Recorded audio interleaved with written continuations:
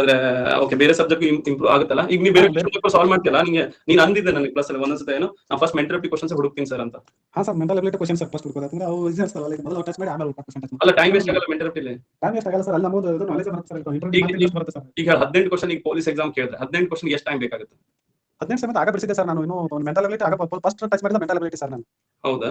ಆಗ full speed question easy ಇತ್ತು sir, ಅವಾಗ ಪಕ್ಕ ಬಿಡಿಸಿದೆ. ಎಷ್ಟು ಆಮೇಲೆ ಟೈಮ್ ಬೇಕಾಗುತ್ತೆ?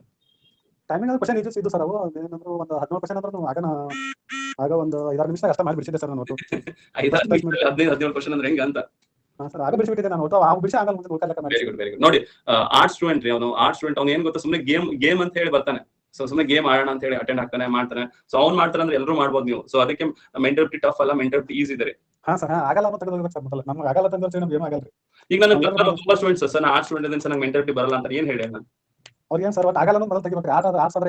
ಒಳ್ಳೆ ಮೋಟಿವೇಶನ್ ಸ್ಟೋರೀಸ್ ಹೇಳ್ತೇನೆ, ಅವೆಲ್ಲ ಕಾಮಿಡಿ ಅಂತ.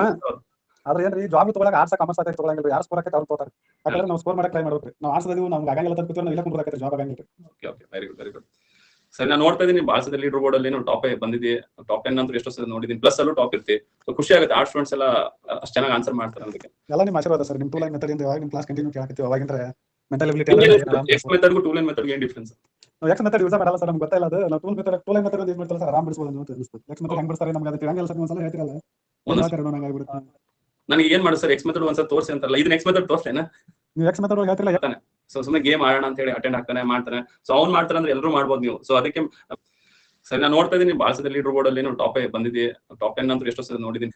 ನೀವು ಎಕ್ಸ್ ಮೆಥಡ್ ಹೇಳ್ತಿರಲ್ಲ, ಎಕ್ಸ್ ಒಂದು ಬಿಟ್ಟರೆ ಬೇರೆ ಏನು ಅರ್ಥ ಆಗಂಗಿಲ್ಲ. ಎಕ್ಸ್ ಎಕ್ಸ್ ಅಂತ ಹೋಗ್ತೀರಾ, ಅದೊಂದು ಗೊತ್ತಾಗಲ್ಲ. ಓಕೆ, ಹಂಗಾದ್ರೆ ಟೂ ಲೈನ್ ಮೆಥಡ್ ಸ್ವಲ್ಪ ಹತ್ರ ತನಕ ಮಗ್ಗಿ ಬಂದು ಟೂ ಲೈನ್ ಮೆಥಡ್ ಬರುತ್ತಲ್ಲ. ಹಾ, ಹತ್ರ ತನಕ ಮಗ್ಗಿ ಬಂದ್ರೆ ಟೂ ಲೈನ್ ಮೆಥಡ್ ಮಾಡ್ಕೊಂಡು ಆರಾಮ್.